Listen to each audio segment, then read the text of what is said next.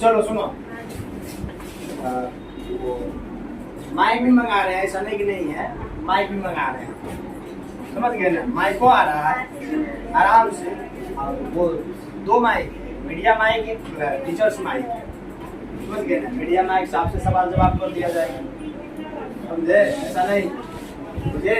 चलिए, तो सबसे पहला जो आपका दिया वो क्या दिया है? प्राकृतिक संख्या। प्राकृतिक संख्या क्या कहता है? गिनती की संख्या को क्या कहते हैं हम लोग? और गिनती कहाँ से प्रारंभ होती है? 1 से। तो जैसे में आपको अगर प्राकृतिक संख्या पूछ देगा कि 5 गो लगातार 5 गो प्राकृतिक संख्या लिखने के लिए क्या लिख सकते हो? 5, 6, 7, 8, 9, 10 लिख देंगे ना? अरे 1 से शुरू कहाँ से होता है? 1 से शुरू करेंगे कि 5 से शुरू कर देंगे? 1 से। तो प्राकृतिक संख्या में किसी को कोई दिक्कत नहीं। अगला बोल रहा है आपका क्या? पूर्ण संख्या। क्या बोल रहा है? पूर्ण संख्या बोल रहा है।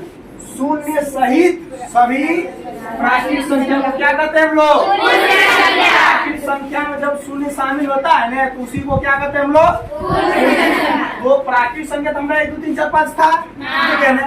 1, 2, 3, 4 मतलब तुम्हारे पास जो है ना 1 रुपया 1 रुपया तुम्हारे पास है, लेकिन कुछ छोड़ना है तो कौन सी है? 0 रुपया है, तो 0 आगे में शामिल होगा, पीछे में शामिल होगा, आगे में शामिल होगा ना। ये आपका क्या हो गया? आपका पूर्ण संख्या। बोलो, कोई दिक्कत नहीं आता है। चलिए, अगला जो है ना पूर्णांक संख्या। क्या है आपका? अच्छा, लगातार आपको बोले लगातार 5 गो पूर्ण संख्या लिख सकते हो, पक्का? इसी में से 10th वाला क्लास में प्रश्न देता है, एग्जामों में देता है कि लगातार 5 प्राकृतिक संख्या के योग, लगातार 5 प्राकृतिक संख्या के माध्य ज्ञात करें, समझ गए ना। तो जब हम जानेंगे प्राकृतिक संख्या किसको कहते हैं, तभी ना उसका माध्य निकाल पाएंगे। माध्य का फॉर्मूला जानेंगे, जब प्राकृतिक संख्या जानेंगे तो माध्य का फॉर्मूला लगा हम निकाल सकते हैं। तो इस बातों को थोड़ा सा ध्यान रखना होगा हम लोगों को, समझ गए ना। और सिर्फ प्राकृतिक का संख्या में नहीं देता, आगे आने वाला जो संख्या उसके अंतर्गत चीजों में भी देता है, समझ गए ना। जब ऑब्जेक्टिव हम चला रहे थे 10th क्लास में, उसमें आप देखे होंगे ये सारी चीजें। देखिए, अगला बोल रहा है, क्या बोल रहा है? पूर्णांक संख्या क्या बोल रहा है? सभी धनात्मक, सॉरी, शून्य सहित सभी धनात्मक और ऋणात्मक संख्या को क्या कहते हैं हम लोग? शून्य सहित सभी धनात्मक और ऋणात्मक संख्या। शून्य सहित धनात्मक मतलब क्या होता है? परस्पर। धनात्मक मतलब परस्पर, ऋणात्मक मतलब माइनस, ठीक है ना। इसका ग्राफ कुछ इस प्रकार से बनता है। देखिए क्या करेगा ना, यहाँ लिख दिया, क्या लिख दिया हम लोग? 0, ठीक है। इधर वाला जो रहेगा ना हमारे दाएं साइड जो रहेगा वो क्या कलर, क्या रहेगा? प्लस। 1, 2, 3, 4, 5, 6 सब के सब क्या चीज में होंगे? प्लस। और इधर वाले क्या चीज में होंगे? 1 के बाद क्या चाहिए? -1, -2, -3, -4, -5, -6, इस प्रकार से रहेगा। बोलो, कोई दिक्कत नहीं है। तो शून्य सहित सभी धनात्मक और सभी ऋणात्मक संख्या को हम लोग क्या कहेंगे?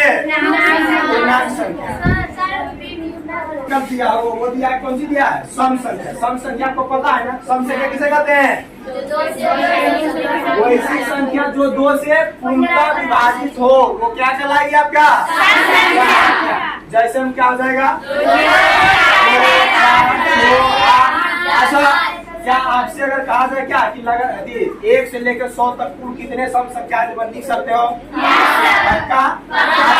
ये जो है ना आपका 91 कौन सा संख्या? सम संख्या है क्या? नहीं। 27 कौन सा संख्या है? सम संख्या है। सम संख्या मतलब कि नहीं, यानी कि 2 से पूर्णतः उसमें भाग नहीं लगेगा। जब पूर्णतः भाग लग जाएगा तो कौन सा संख्या में ना बच जाएगा? चलिए, अगला जो है ना वो है विषम संख्या। विषम संख्या क्या बोल रहा है? वह संख्या जो 2 से पूर्णतः विभाजित नहीं है, वो क्या कहलाएंगे हमारे? 94 कौन सा संख्या हो जाएगा? विषम नहीं होगा। 95 विषम संख्या। सम और विषम में किसी को कोई दिक्कत नहीं है। चलिए, अगला जो विकल्प है ना, आगे जो टॉपिक है वो टॉपिक में मैं चलता हूँ।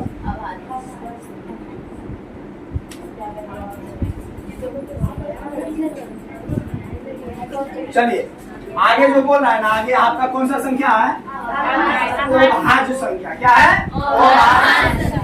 मतलब वो भाज्य संख्या, मतलब वो भाज्य बटेगा नहीं, वो भाज्य है, वो बंटवारा नहीं होगा। और एक चीज और हमने बताया था आप लोगों को, वो भाज्य संख्या वो संख्या जो एक और स्वयं के अलावे किसी दूसरी संख्या से विभाजित ना हो, वो क्या कहलाएगा? एक, यानी कि जैसे हमने लिख दिया ना, यहाँ पे लिख दिया, क्या लिख दिया? लिख दिया हमने 5 लिख दिया। क्या लिख दिए? 5। अच्छा, 5 मतलब विभाजित को भाग लेना, 1 से कटना है और जितना निकल उतने से कटना चाहिए। जैसे देखो 5 लिखे हैं तो 5 क्या होगा हमारा? 1 से कटता है 5 क्या? 1 से कटता है ना? और कौन चीज करता है क्या? 5 से 2 से करता है क्या? 3 से करता है क्या? पूरा कटना है। वो भाज्य संख्या में से उसी प्रकार से हमने क्या दिया था? 2, 3, 7, 11, 5 देना भूल गए, ठीक है, 13, 17 ऐसा कुछ हमने दिया, ठीक है। तो क्या वो भाज्य संख्या 1 से लेकर 100 तक जितने वो भाज्य संख्या होंगे, अगर मुझे लिखने के लिए कहा जाए, बोलने के लिए कहा जाए, क्या मैं बोल सकता हूँ? लिख सकता हूँ। सबसे छोटी वो भाज्य संख्या कौन सा है? 2 सबसे छोटी वो भाज्य संख्या है और 2 सबसे छोटी सम संख्या भी है। बोलो कोई दिक्कत नहीं ना? चलिए, तो आपसे एक चीज और मैं कह देना, वो भाज्य संख्या कहता है ना, पहले भाज्य समझ लेते हैं फिर बताते हैं, ठीक है। भाज्य संख्या आपका बोल रहा है कि वह संख्या जो एक और स्वयं के अलावे किसी दूसरी संख्या से भी विभाजित हो, वो कहलाएगा कौन सी आपका? भाज्य संख्या। क्या कहलाएगा? जब 1 से कटेगा और जितना निकलेगा उतने से कटेगा तो कहलाएगा वो भाज्य। और क्या कुछ होगा? जब 1 से भी कटे, जितना लिखा उतनों से कटे, तो सब तेसरों से कटे, तो वो क्या कहलाएगा आपका? मतलब एक आसान भाषा में तुमको हम बताए थे कि वो भाज्य कहता है न कि हम एगो, हमारे 1 से 2, एगो 1, एगो जितना है उतना, यही ना वो भाज्य कहता है।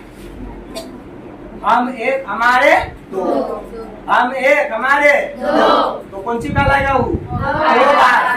और भाज्य कहता है ना, क्या कहता है ना?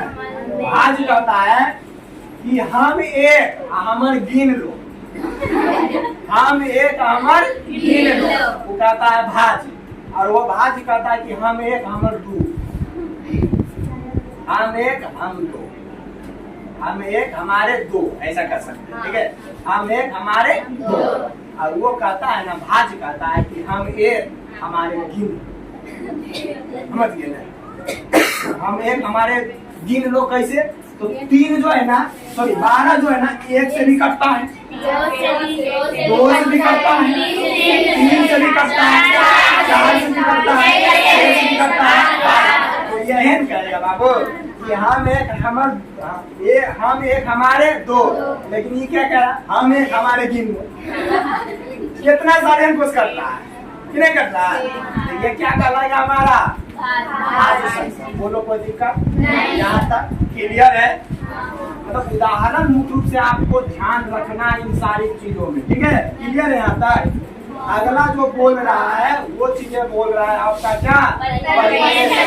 परिमेय संख्या। क्या बोल रहा है? वह संख्या जो P और Q के रूप में लिखा हो, परिमेय संख्या कहलाती है।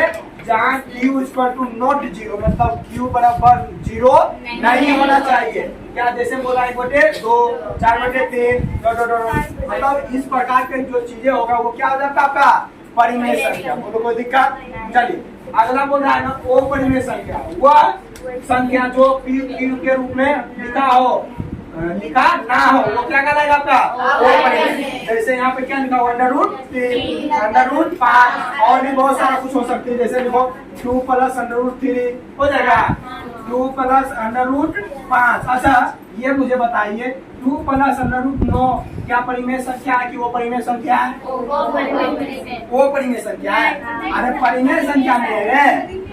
जैसे देखो 2 प्लस, इसको लिख सकते हैं 3 × 3, तो 2 + 3 वो निकलेगा, तो कौन सी बनेगा? 5, 5/1 नहीं लिख सकते हैं? ये परिमेय हो गया। हम वो परिमेय बात कर रहे थे, ये परिमेय संख्या था नहीं, तो उसका जो है ना आप गुणनखंड करके निकालने का भी प्रयास करिए कि वास्तव में है या नहीं है। अच्छा मैंने लिख दिया क्या? 2 + √21। कौन सा संख्या? परिमेय की वो परिमेय, वो परिमेय। इसका पूर्ण वर्ग निकलेगा ही नहीं। निकलेगा क्या पूर्ण वर्ग? नहीं। तो इस बातों को भी ध्यान रखें। मुख्य रूप से आपको उतने डिटेल में जाना है 10th वालों के लिए, बाकी लोगों के लिए नहीं जाना है। तो आपको ओपनिंग संख्या में मुख्य रूप से ध्यान रखना क्या हुआ संख्या जो पी और क्यू ग्रुप में लिखा ना हो वो क्या कहलाता है आपका, ये चीजें होंगे। ठीक है, चलिए अगला बोल रहा है, क्या बोल रहा है, वास्तविक संख्या क्या बोल रहा है, सभी परिमेय और सभी ओ परिमेय को क्या कहते हैं हम लोग, मतलब इसको शॉर्ट कर दिया, कहता है कि सभी परिमेय और सभी ओ परिमेय को सम्मिलित रूप से हम लोग क्या कहते हैं, वास्तविक संख्या। प्रोग्राम में परिमेय संख्या आ जाएगा, ओ परिमेय संख्या आ जाएगा, बोलो कोई दिक्कत नहीं आता नहीं ना। चलिए आगे बोल रहा है भिन्न संख्या में, वह भिन्न संख्या बोल रहा है तो क्या लिखेंगे, वह संख्या जो अंश और हर के रूप में लिखा हो वो क्या कहलाएगा आपका भिन्न संख्या। वो अंश और हर के रूप में, जब भिन्न संख्या में बहुत सारे लोग P/Q चला देता है, तो P/Q नहीं बाबू, एक अंश कहलाता है एक हर कहलाता है। जैसे 6 हमने 8 लिख दिया, ये ऊपर वाला क्या कहलाएगा अंश और नीचे वाला अंश और हर के रूप में जब लिखा हुआ रहेगा तो वो क्या कहलाएगा आपका भिन्न संख्या। बोलो कोई दिक्कत यहाँ तक क्लियर है। तो क्या सभी लोग कल याद करके आएंगे ये परिमेय ये संख्या पद्धति की चीजें,